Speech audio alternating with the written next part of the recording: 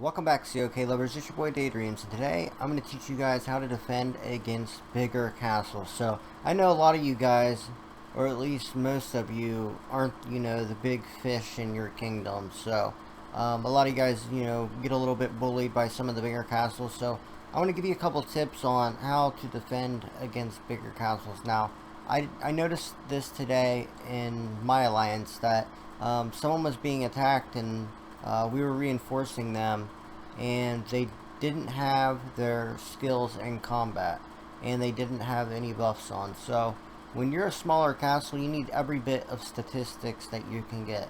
And when your troops are not in combat, that is so huge. That's like when your troops aren't in combat, when your skill set, these things right here, your skill points, like mine right now aren't in combat. I'm building troops and developing my castle. But the thing is that I'm shielded, and if I wasn't shielded, I would need to be switching my skills to combat to, make my troops better, because T8 become basically like T6 without buffs on, the way it works. So you need to have your skills in combat if you're not shielded and if you could be attacked. Another thing that you need to do is make sure you have your level 15 Dragon Glass on. When you go to your Dragon Glass, and you go to level 15, this gives you reinforcement troop defense, and then it can also give you random attributes like your whoever's reinforcing you, it'll increase their troop defense. Another thing that you can do is if your allies are reinforcing you, like your allies that are shielded, what you want to do is ask them to make sure they have their buffs on as well, and make sure that they send defensive troops when reinforcing you. If they don't know what troops to send, link them to my video I did a couple of days ago explaining what troops to use when you're reinforcing. Another thing, if you don't have very many troops, if you have less than 5 marches, then what you want to do is hide troops in other people's bubbles and just leave at home what you can heal, what your hospital capacity is. So the hospital capacity on this castle I'm on is like 170,000, so I can leave 170,000 in my castle, all defensive troops. I can send away the pikemen, I can send away some of the trebuchets, I can send away some of the crossbowmen, some of the cavalry archer, and I can just leave the swordsman, knight, and some eagle archer or archer guard, or you know what I mean, the defensive bowman. So that's another thing you can do, so that way you're not getting 0. This is mainly what I want to get at. You don't ever want to get 0. That's a game killer. That's going to set you so far behind.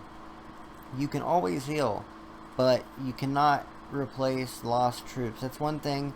Eventually, if you keep playing smart and not losing troops, you're going to get big enough to where you can take a skill hit. You can take 2 skill hits. You can take a few skill hits.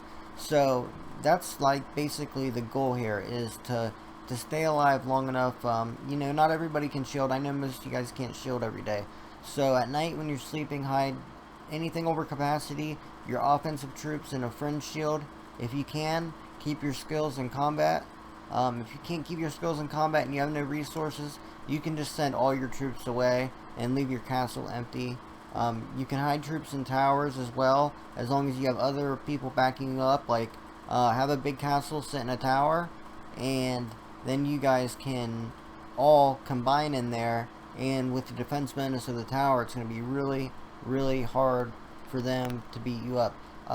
You can send troops to the ruins, but I don't advise sending troops to the ruins. You get a little bit of experience, but they come back in 8 hours, and if you're, if you sleep in, or you oversleep your alarm, or you get busy, or your electric goes out, that's another thing I want to talk about, is 8-hour peace shields.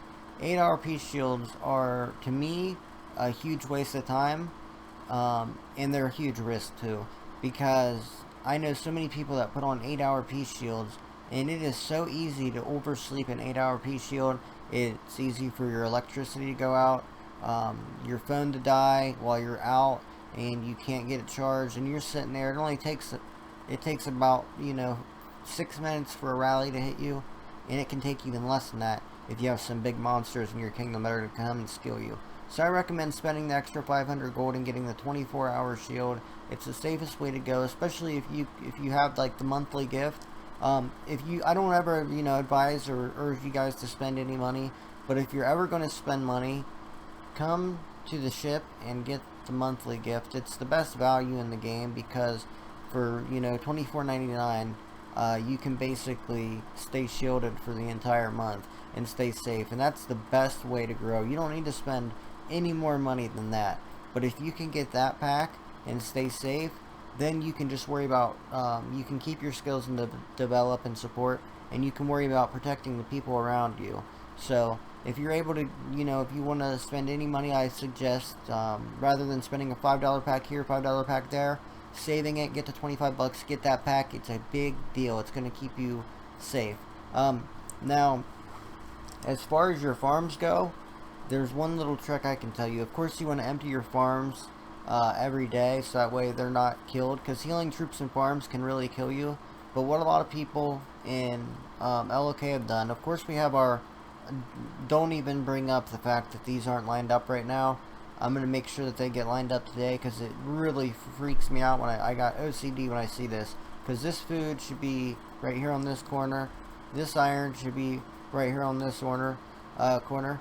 We had some complete idiot who had the SNC Alliance, and she went AWOL, went absolutely psycho, and deleted the tower.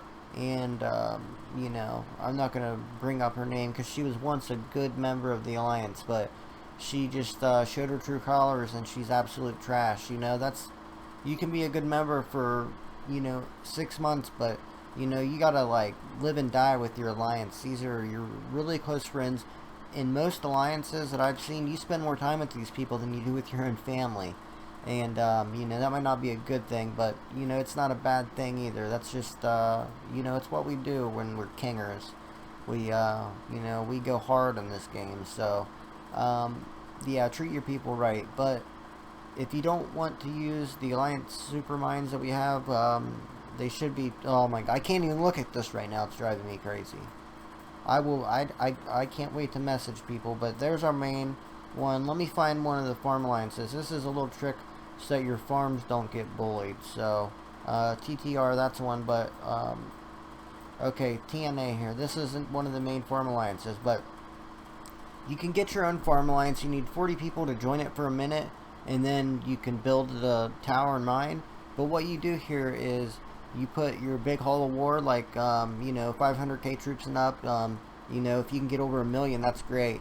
But you send all your troops there, especially for like a kill event. You'll send all your farm troops in there, and if you have like 100,000 troops in each farm and you send them there, rather than gathering out in the fields during the kill event and getting bullied and getting killed, they're gonna sit in here for 3 days. And then at the end of the 3 days, when they come back with millions of resources, you pop them, send them back to that super mine. And yeah, you're gonna lose a little bit. This is for people who are in kingdoms where they're getting bullied, and there's not much they can do. They don't have a big alliance to protect them, like LOK. Someone's just sitting in your farms all day. So heal up your troops, do this, it really works. Send all your troops in there, and you can have like 1 million troops sitting in there. If you have someone in your alliance with a big hall of war, have them join that farm alliance for you. Send 1 troop to the supermine, then send 3 marches from each of your farms. And if you have more than 3 marches, then you can send the rest in there once they get there, because it combines to 1 march. So that's a good thing with farms. Sending them to the ruins, that's a quick fix. This is a permanent fix to your problem, and that way you can get the upgrades you need to beat the enemy, so that way you're the bully and not them. So I don't think I'm missing anything. As with all of my guide videos, all of this is just off the top of my head. I do not rehearse any of this. I do not write anything down. I do not, I just kind of go off the top of my head and the knowledge that I've gained in my 1.5 years playing this game. Of course, when, I've said this millions of times, but I can't say enough. Whenever you teleport, put a turret in your place, so that way the enemy cannot just port right into the middle of your hive. You can also make these brown castles. This is something that we haven't done, but what you can do is you can set up farm alliances, like fake farm alliances on your perimeter. So if you put turrets up and they can't port to the middle of your hive, so they're already marching, let's say, 20 kilometers, which is plenty of time for you to react. But say you took this farm alliance here, you can use the alliance teleport and teleport a bunch of brown castles in here, and you can make like a great wall. You can make the Great Wall of LOK and have a wall all the way around your alliance. You know, you can make it like 4 or 5 castles stick and stagger them too. Like leave a gap, like, you know, put one here, one there, and then leave a gap in the middle. And then that way it takes up more space. CUA actually did it a little bit in one of their hives. I can't find the hive right off the top of my head. I do not use bookmarks like an intelligent human being. But yeah, you don't really need to use bookmarks in a kingdom this old, because people are bouncing around so much and everyone's so far spread out that it doesn't really matter. So guys, I hope you do appreciate these guides that I throw together. I hope that this does help if you are being bullied in your kingdom. Make sure you get into an alliance that can protect you guys. This is the most important thing in the game. If you're sitting in an alliance outside the top 5, I mean, if you're outside the top 10, then you really need to think about what you're doing. Merge with a bigger alliance. If your kingdom's taken over, you might have to just start over, guys. I always say this because it's so important. You don't want to waste so much of your life fighting a lost cause. Like some of you guys that say, you like kind of brag to me and say, oh look, I got this 88 million power castle in my kingdom smashing everybody. Just start over. You're never going to match that guy.